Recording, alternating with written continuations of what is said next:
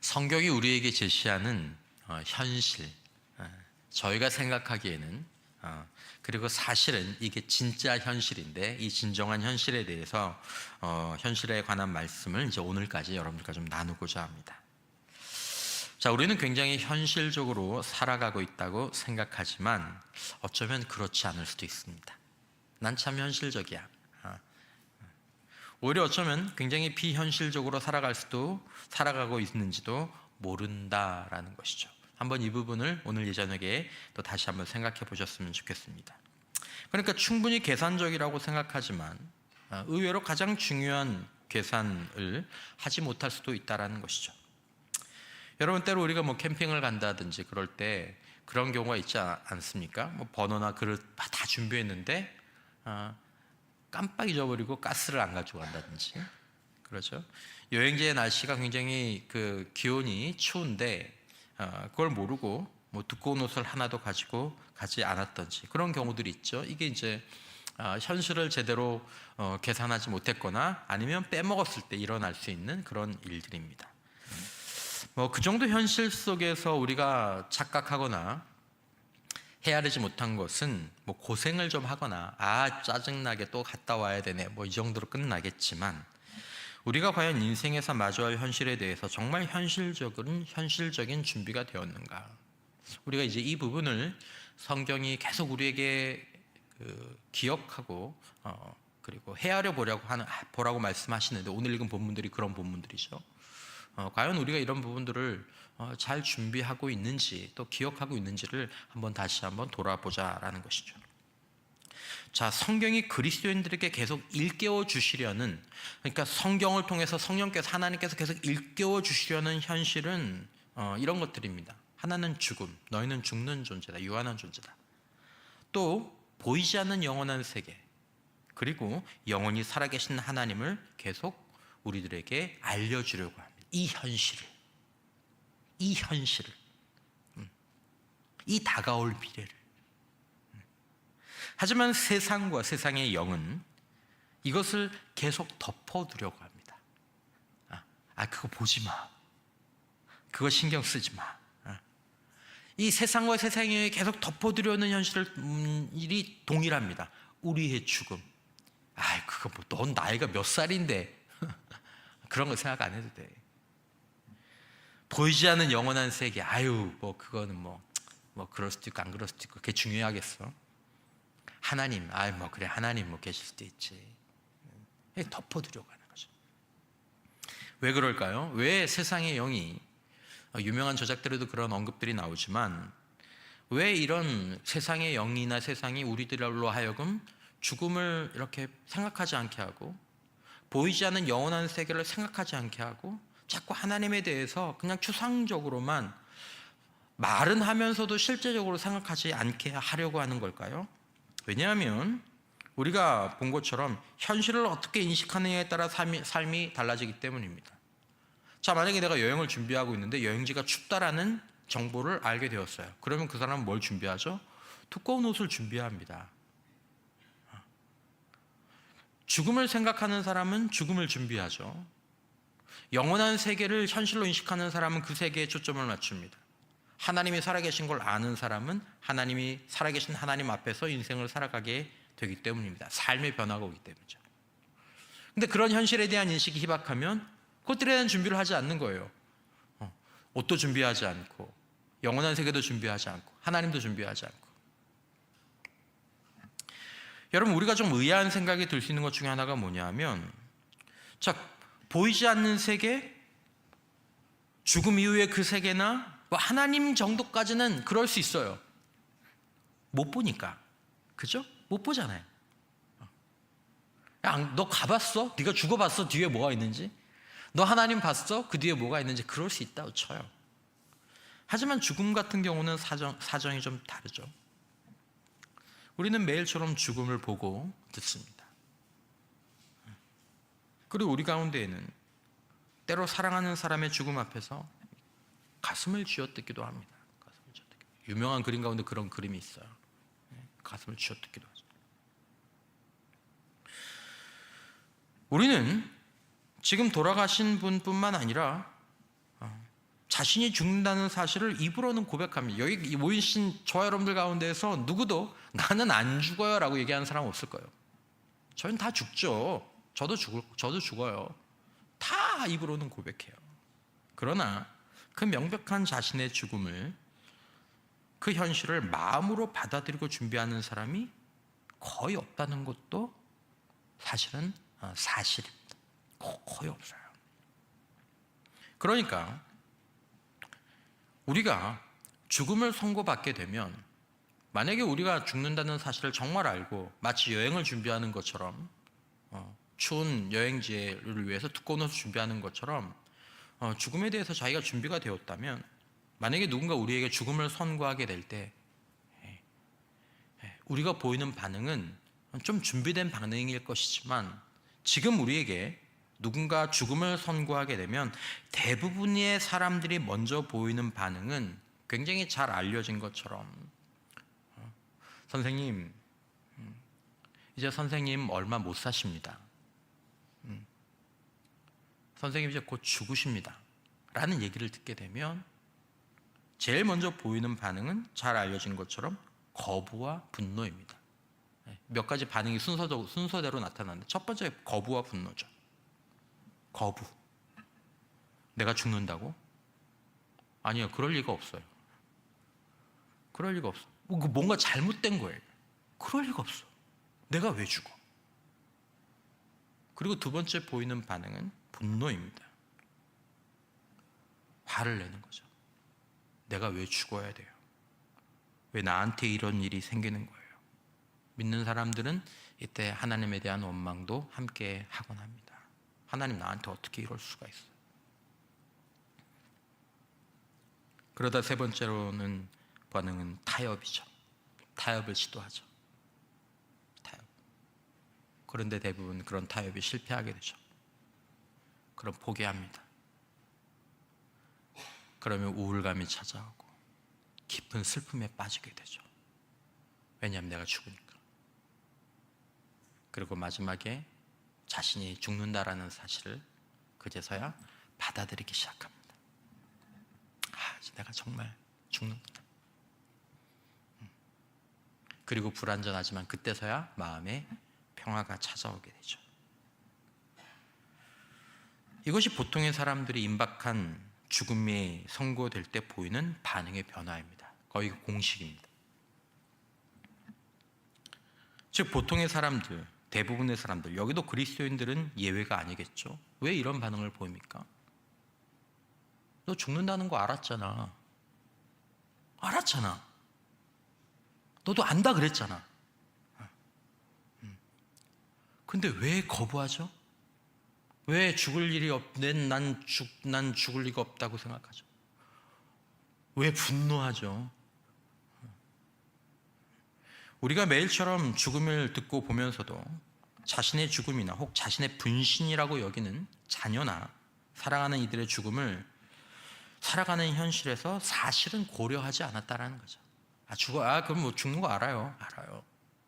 언젠가 죽겠죠. 언젠가 죽겠죠. 이 말이 무서운 말이죠. 언젠가 죽겠죠.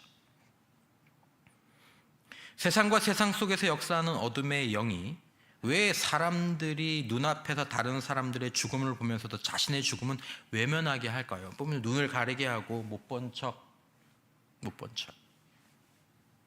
말씀드린 것처럼 사람들이 자신의 죽음을, 가장 사랑하는 사람의 죽음을 정말로 받아들이게 되면 삶이 달라지고 죽음 이후의 세계와 보이지 않는 하나님에 대한 생각이 그때서야 굉장히 진지해지기 때문에.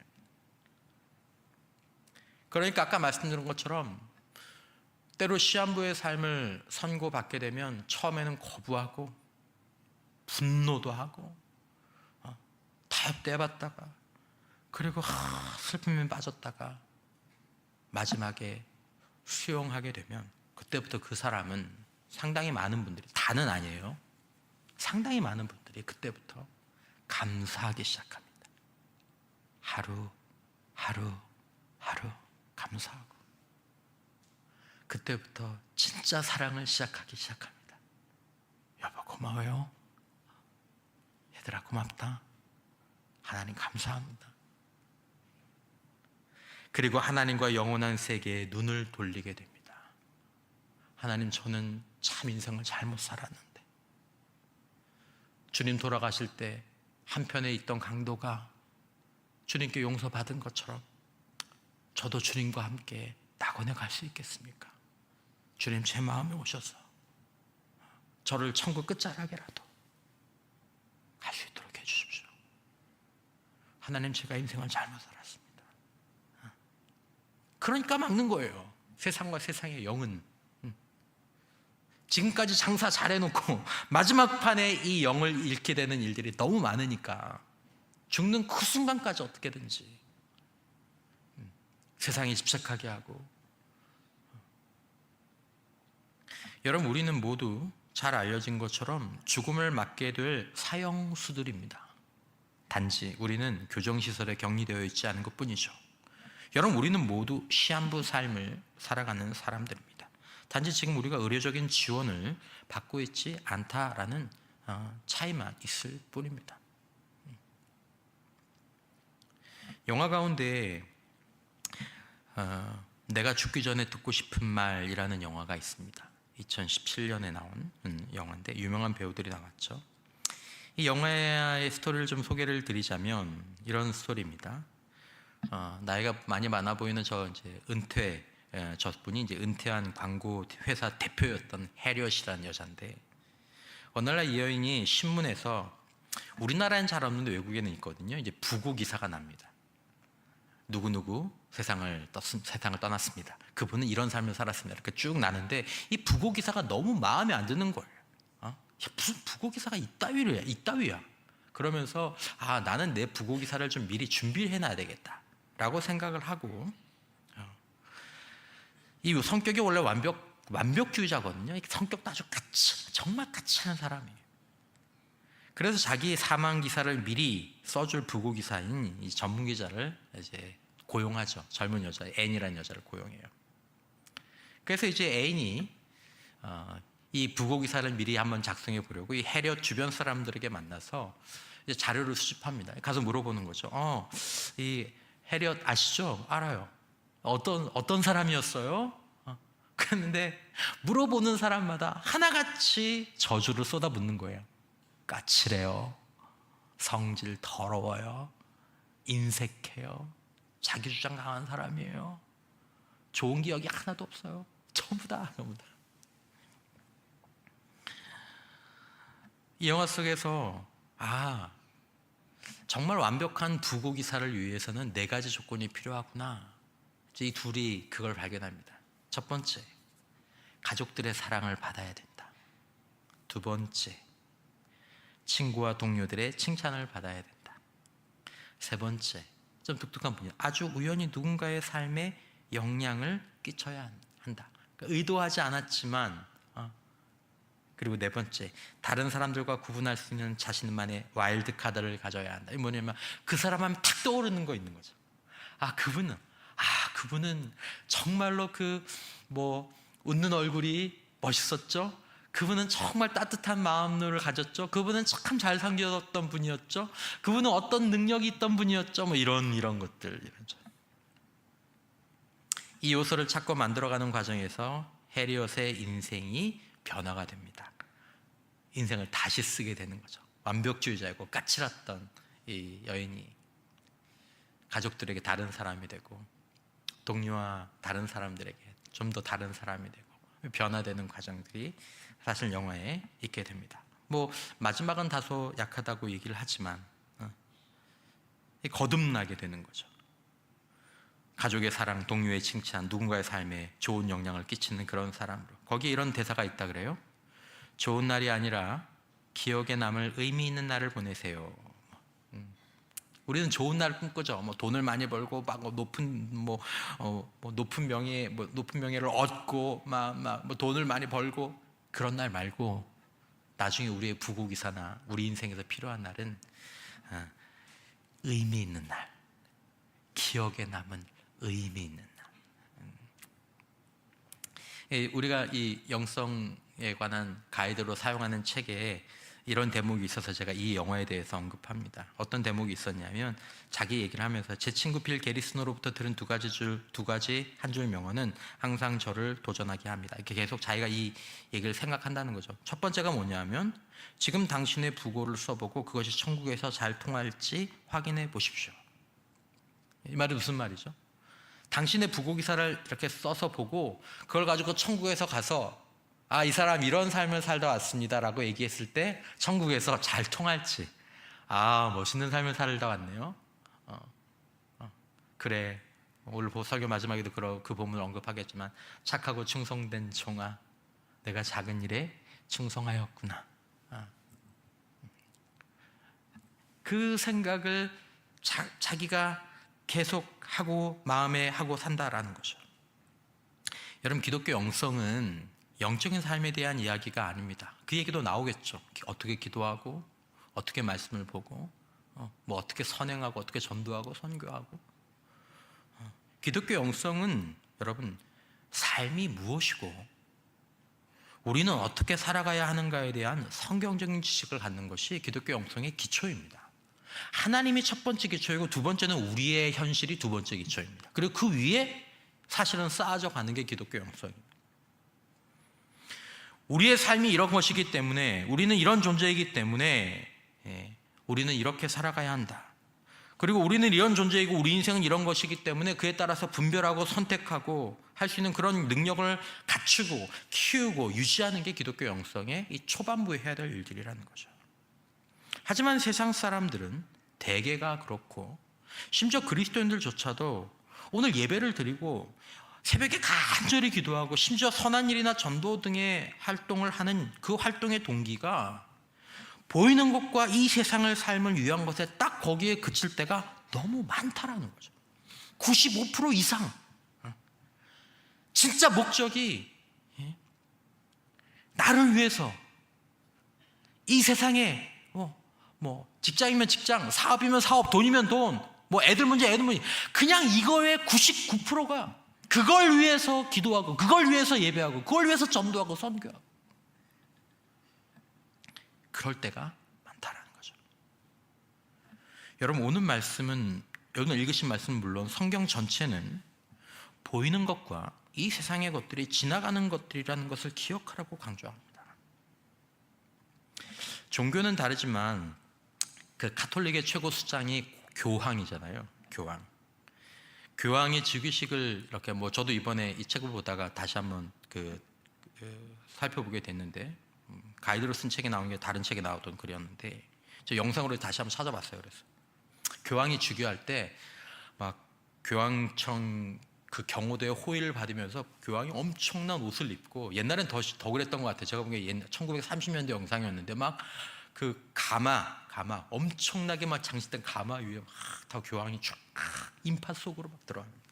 그럼 수많은 신자들이 그를 환영하죠. 그런데 그 인파가 잠시 딱 멈추고 소위 말하는 그 파테르 상테 식 플라트란짓 글로리아 문디라는 아주 독특한 이 행사를 진행을 합니다. 이게 뭐냐면 한 사제가 행렬을 딱 멈추고 이 삼지참 모양의 횃불을 딱 들고 교황 앞에 이렇게 갑니다. 죽이시게. 그리고 교황에게 이 얘기를 합니다. 파테르 상테 식 글로리아 문디, 파테르 상테 식 글로리아 문디, 파테르 상테 식 트란식 글로리아 문디. 여러분, 이 말 뜻이 무슨 말이냐면 파테르 상테, 거룩한 아버지요, 이런 게. 식 트란식 글로리아 문디, 지나갑니다. 영광은 이렇게 지나갑니다 라는 말입니다. 성스러운 아버지요, 세속의 영광은 이렇게 사라집니다 라고 하면서 횃불을 끕니다. 이걸 기억하고 당신이 교황으로 있는 동안 살아가라는 거죠. 여러분과 저는 이 세속의 무엇이 이렇게 사라진다는 것을 기억하며 살아가고 있느냐라는 거예요. 오늘 내가 붙은 이 화려한 불꽃이, 스페인의 화가 이그나시오 데리에스가 그린 17세기에 그린 생명의 나무라는 그림이 있습니다. 이 성당에 걸려있는 그림이에요. 저번에도 한번 그런 얘기를 들었지만 아니 무슨 성당에 저렇게 해골이 그려져 있는 성당의 그림들, 성당들이 되게 많습니다. 이 생명의 나무라는 그림입니다. 이 그림에 대한 소개를 이렇게 했습니다. 곧 쓰러질 것 같은 생명이 다한 나무 위에서 잔치가 벌어졌습니다. 지금의 위기 상황을 아는지 모르는지 남녀가 어울려 여흥을 즐기고 있습니다. 그런데 그리 왼편에 해골은 낯을 들고 있습니다. 마지막 한 번만 휘두르면 나무를 쓰러뜨리기에 충분해 보입니다. 작은 악마는 그 옆에서 긴 막대로 나무를 흔들며 쓰러뜨리는 것을 돕습니다. 그때 한 남성이 망치로 종을 치려고 합니다. 이 절박한 위기 상황을 알리기 위함입니다. 마음 같아서는 큰 종을 좀 더 큰 망치로 쳐서 제대로 경고해주면 좋으련만 전혀 그렇지 않습니다. 오직 들을 수 있는 사람만, 또 준비된 사람만 듣게 될 정도의 작은 종과 망치입니다. 심판의 급박함과 엄중함이 느껴집니다. 성당 한쪽에 큰 그림이 붙어 있어요. 이것이 우리의 현실이라는 거죠. 성당에 들어갈 때마다, 기도할 때마다, 예배 드릴 때마다 기억하라는 것입니다. 여러분, 이것은 재수 없는 일이 아닙니다. 괜한 허풍도 아닙니다. 여러분, 우리는 무엇을 위해서, 어디에 초점을 두고 살아가고 있습니까? 여러분과 저는 정말 머지않아 다가올 우리의 현실을 알고 준비하고 감안하고 살아가고 있느냐라는 것입니다. 책에 이런 글이 있습니다. 우리의 문화는 이 세상이 전부라고 우리에게 메시지를 퍼붓고, 그러므로 인생의 목표는 쾌락을 최대화하고 고통을 최소화하는 것이라고 말합니다. 가능한 자신의 이름을 세우고 자손을 두라고 말합니다. 많은 변형이 있지만 전도자가 전도서에서 관찰한 것처럼 이 세상의 유혹적인 지혜는 항상 해 아래에 있는 것에서 유래합니다. 그러나 위로부터, 태양 너머로부터 오는 지혜는 우리가 불멸의 존재이며 이 지구에서 짧은 순간은 우리를 기다리는 영원한 존재와 비교할 수 없다라고 말합니다. 우리는 이것을 마음에 두고 살아가느냐라는 것입니다. 여러분, 그리스도인이 된다는 것은 진정한 현실주의자가 되는 것입니다. 사도 바울이 오늘 본문 가운데서 말합니다. 고린도후서 5장 6절 이하에 그러므로 우리가 항상 담대하여 몸으로 있을 때에는 주와 따로 있는 줄을 아노니 이는 우리가 믿음으로 행하고 보는 것으로 행하지 아니함이로라. 우리가 담대하여 원하는 바는 차라리 몸을 떠나 주와 함께 있는 그것이라. 그런즉 우리는 몸으로 있든지 떠나든지 주를 기쁘시게 하는 자가 되기를 힘쓰노라. 사도 바울은 자신의 죽음을 명확하게 알았고 그 이후에 일어날 일들까지도 알았습니다. 그에게 삶은, 다른 말로 얘기하면 산다는 거, 그건 주님과 따로 있는 거예요. 죽음, 그것은 이후에 주님과 함께 있는 것이었습니다. 그것이 그가 갖고 있는 현실인식이었습니다. 그러므로 그는 보이는 것만으로 행하지 않았습니다. 보이지 않는 곳, 보이지 않는 분이 영원하고 더 중요하다는 것을 알았기 때문입니다. 여러분과 저도 그 세계를 만약에 본다면, 그분을 만약에 본다면 동일하게 생각할 것입니다. 우리도 자신의 죽음을 어떻게든지 한번 충격적으로, 간접적으로라도, 지식적으로라도, 영적으로도 체험하게 된다면 이렇게 하루를 살진 않을 것입니다. 여러분, 믿음으로 산다는 것은 확신을 가지고 산다는 게 아닙니다. 주실 줄 믿습니다. 될 줄 믿습니다. 도와주실 줄 믿습니다. 그게 아닙니다. 그것도 일부 포함되지만 믿음으로 산다는 것은 현실 인식 위에서 사는 것입니다. 어떤 현실 인식입니까? 보이지 않는 분, 보이지 않는 세계가 존재할 뿐더러 그것이 더 중요하고 영원하다는 것을, 그걸 알고 마음에 두고 사는 게 믿음으로 사는 거예요. 우리는 죽음을 두려워하지만 사도 바울은 놀랍게도 그 계보에 있는 사람들은, 유명한 사람들, 무명한 성도들은 놀랍게도 담대하게 죽음도 괜찮다라고 얘기합니다. I'm ready. 준비됐으니까. 나 옷 챙겼거든? 난 옷 챙겼거든. 그는 죽음의 현실에 대한 준비를 마쳤기 때문입니다. 여러분들은 죽음에 대한 준비를 마치셨습니까? 따뜻한 옷을 가지고 여행을 떠난 사람은 내리는 눈이 두렵지 않습니다. 오히려 반갑죠. 난 준비했어. 내가 뭘 했어? 그랬다고 그랬잖아. 가장 지혜로운 삶은 주님을 기쁘시게 하는 삶이라는 것이 그저 거룩한 성자의 생각에 그친 것이 아니고 현실에 입각한 선택이었습니다. 모두가 다 그렇게 살 것입니다. 누가복음 16장에 보면 부자도 그 얘기를 해요. 평생 잔치하다가 하늘나라 가서 지옥을 경험한 부자가 그 얘기를 합니다.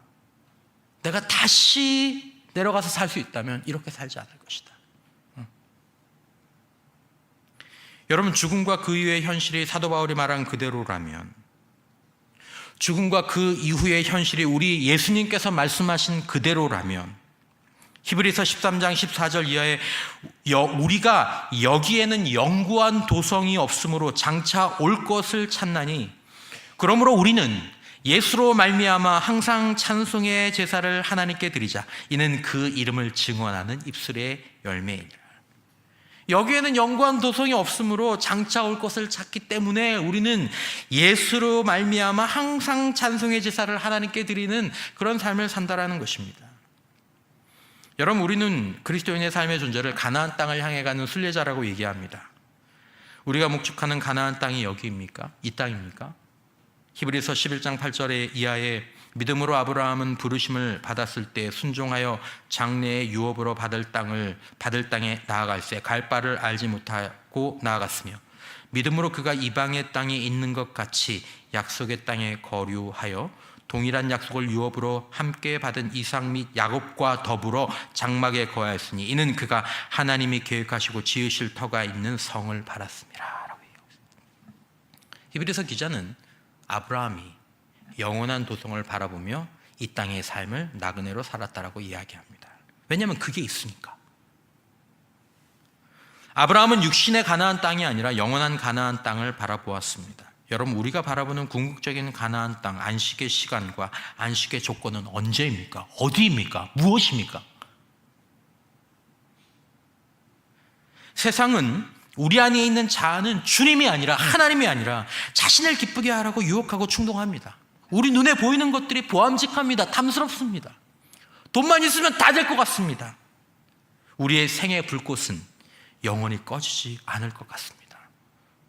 본인만 몰라요. 주변에선 다 아는데. 20년도 못 살겠는데? 10년도 못 살겠는데? 본인만 몰라. 주님을 만나는 일, 우리는 이것을 매일 듣습니다. 우리 주님 만나죠?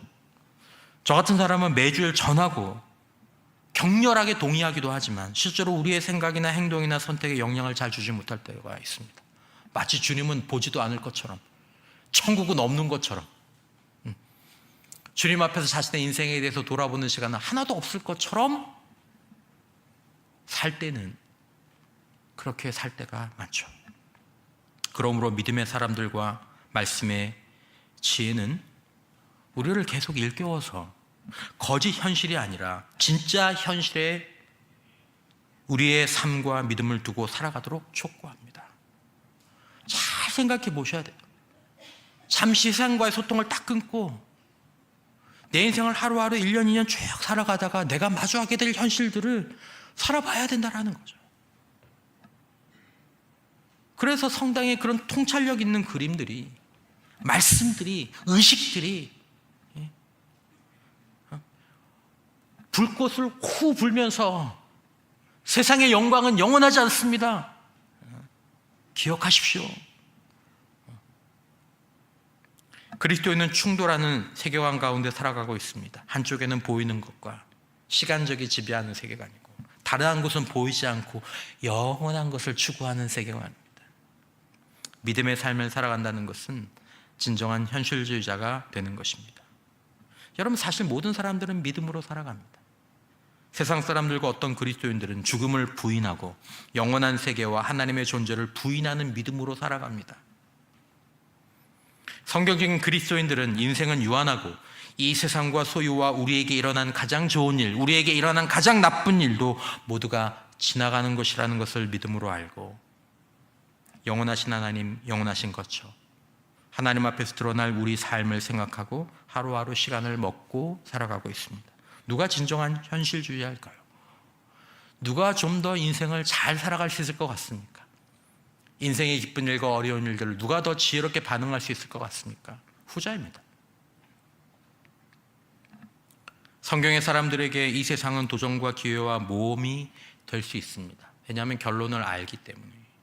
때로 한 달란트만 받은 사람처럼 인생에서 적은 기회와 소유를 가지고 불공평하게 시작할 수도 있는 것 같지만 쏜 화살처럼 빠르게 지나갈 인생 속에서 주님을 기쁘시게 할 것이 무엇인지를 생각하며 살아온 그들에게 하나님은 영원한 위로와 영원한 복을 채워주실 것입니다. 가끔 말씀을 드리지만 저는 아주 젊은 축에 속하는 목사이지만 벌써 제가 젊은데도 얼마 전에 말씀드린 것처럼 세월의 빠름에 대해서 동의할 수 있는 정도의 나이는 된 것 같습니다. 30년? 10년? 이번 주에도 신방 가서 어느 분과 말씀을 이렇게 나누는데 같이 교회를 인도하신 분과 같이 이렇게 신방을 봤는데 물어봤죠. 제가 두 분 함께 하신 지 얼마나 되셨어요? 그랬더니 신방 받으신 분이 그래도 한 5년 됐나? 그랬더니 그 옆에 있게 되신 분이 5년이 뭐야? 언제부터 우리가 봤는데 해보니까 10년 됐더라고요. 근데 5년이라고요. 한 10년 된 것 같으면 20년 된 거고. 여러분, 세상이 때로 힘들게 느껴질 때가 있습니다.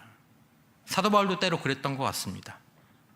그냥 천국이 더 좋은데. 하지만 사도 바울은 좀 더 참고 감사하고 사랑하며 주님을 뵐 날, 주님이 의의 면류관을 씌워주실 날을 바라보며 그 삶을 살고 준비된 죽음을 용감하게 담대하게 아름답게 맞이하고 주님 앞으로 갔습니다. 죽음 이후를 보는 사람들은 절대로 삶을 포기하지 않습니다. 죽음을 이렇게 이 뒤에 뭐가 있네? 그래서 결론을 아는 사람들은 과정을 그렇게 두려워하지 않는 거죠. 하지만 이것에 대해서 대충 보는 사람들은 그냥 막연히 결론이 두렵습니다. 잘 모르니까. 죽음과 그 이후에 대한 현실을 자주 깊이 묵상하지 못하고 세상과 세상의 영들이 혼미케 된 그런 왜곡된 현실을 살아갈 때 삶의 가치가 추락하게 되고 존재의 의미가 추락하게 되고 인격이 추락하게 되고 아주 쪼잔한 인생을 살게 됩니다. 덜덜덜 떠는 인생. 뭘 하나 건드리면 그냥 왜냐하면 영원한 것에 대한 소망이 없으니까, 하나님이 갚아주실 것에 대한 믿음이 없으니까 이거 부여잡고 사는 수밖에 없는 거예요. 에베소서 말씀에서 뭐라고 얘기합니까? 그런즉 너희가 어떻게 행할지를 자세히 주의하여 지혜 없는 자 같이 하지 말고 오직 지혜 있는 자 같이 하여. 지혜라고 얘기하죠. 믿음이라고 얘기하지 않습니다. 지혜라고 얘기합니다. 세월을 아끼라 때가 악하니라. 이 말이 무슨 말입니까? 너희의 살고 있는 때가 세월을 낭비하게 한다는 거예요. 무가치하게 한다는 거예요. 그러므로 어리석은 자가 되지 말고 오직 주의 뜻이 무엇인가 이해하라. 그게 가장 현명한 삶의 방식이라는 거죠. 왜 주님께서 우리에게 너희 서로 사랑해, 감사해, 기뻐해, 하늘의 보화를 쌓아. 왜요? 다가올 미래가 있으니까. 나중에 죽음의 앞에 되면 그걸 후회할 거니까. 내가 왜 사랑하지 않았지? 내가 왜 감사하지 않았지? 내가 왜 용서하지 않았지? 주님 앞에 가지고 갈 게 아무것도 없네. 술 취하지 말라. 이는 방탕한 것이니 오직 성령으로 충만함을 받으라. 시와 찬송과 신령한 노래들로 서로 화답하며 너희의 마음으로 주께 노래하고 찬송하며 범사에 우리 주 예수 그리스도의 이름으로 항상 아버지 하나님께 감사하며, 하나님께서 우리의 것들을 다 해결해 주실 것이니 그리스도를 경외함으로 피차 복종하라. 세상 사람들은 성경적 현실주의에 입각하여 사는 사람들을 어리석다라고 말합니다. 영원하신 하나님과 영원한 세계에 초점을 두고 하나님이 오늘 나에게 원하는 것인지, 그것이 무엇인지, 오늘 나의 무엇이 하나님 한 주님을 기쁘시게 하는 것이 될지, 내 인생이 하나님 앞에 낭독될 때 내가 어떤 삶을 주님 앞에 보이게 될지 이렇게 사는 것이 어리석다라고. 이 세상에 지나가는 것들을 가벼이 생각하고 좀 놓아주고 소중히 여기지만 지나가는 거니까 이 꽃처럼 야 너무 예쁘다. 근데 이 꽃 여름이라도 3달은 못 가겠지? 아유 예쁘다. 그렇게 바라보면서 사는 것이. 마태복음 25장 21절 그 주인이 이르되 잘하였도다 착하고 충성된 종아 내가 적은 일에 충성하였음에 내가 많은 것을 내게 맡기리니 내 주인의 즐거움에 참여할지어다. 천국에도 맡겨주는 것이 있고 주님의 즐거움이 있습니다. 이 2달란트 받은 사람한테 한 얘기거든요. 5달란트 받은 사람한테도 똑같이 얘기를 하셨습니다. 여러분들 아시는 것처럼 다른 게 있어요. 다른 게 5달란트도 작은 일이에요. 그것을 바라보며 사는 사람은 죽음의 시간을 거부하거나 분노하지 않게 될 것입니다. 준비가 되면 그럴 수 있겠죠. 주님 준비가 됐죠. 저에게도 이 시간이 왔네요. 준비한다고 준비했는데 너무 아쉬운 게 많이 있습니다. 좀 더 잘할 걸, 더 많이 사랑할 걸, 더 많이 감사할 걸, 더 많이 주님을 기쁘시게 할 걸. 의미를 남기는 하루하루를 보내고, 왜냐하면 내 인생이 여러분들이 아시는 것처럼 남아있는 인생의 마지막 하루니까. 이 하루는 다시 오지 않으니까. 여러분 우리는 시간을 먹고 사는 사는 사람들입니다. 은행에 잔고만 줄어드는 게 아닙니다. 여러분 인생의 날이 지금 계속 하루씩 까이고 있는 거예요. 멋진 기억을 남기는 인생이 더 될 수 있겠죠. 이게 지혜 아닙니까? 그러므로 우리는 자세히 주의해야 합니다. 왜냐하면 때가 악하기 때문에 이런 생각을 하지 않게 해요. 심지어 교회에서도. 마지막 그림 하나를 보고 말씀을 마치겠습니다.